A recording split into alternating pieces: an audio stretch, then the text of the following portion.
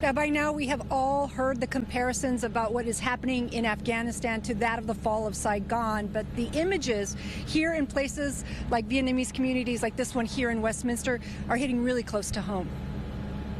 I think for so many Vietnamese Americans, we see this and it's like reliving, our personal histories. Old photos show Minh Tu Pham's first days in the USA.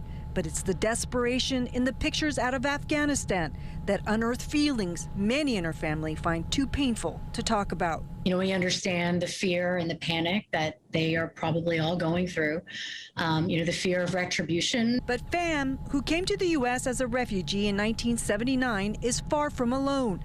Other Vietnamese Americans are taking to social media to share their stories. Santa Ana Councilwoman Thai Viet Phan tweeted, "As a Vietnamese refugee raised by refugees, I say let all of these Afghani refugees in.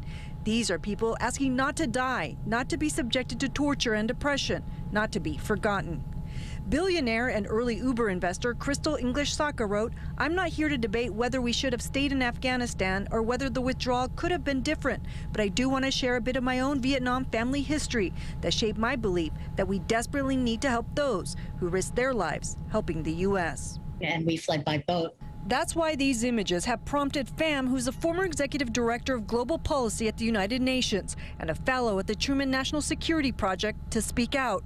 She says those who fought for us are now fighting for survival. Now Americans should fight for them.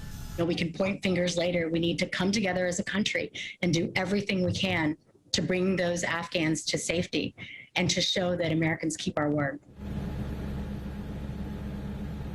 Pham says she understands that we have a very divided government right now, but she is hopeful that the administration and Congress will act quickly to raise the number of refugees allowed into the United States or perhaps eliminate the caps altogether, she says. She says she'd also like to see more funding for relocation, and she'd like to see the U.S. government work with our allies to also accept refugees. Live in Westminster, Chrissy Fajardo, Fox 11 News.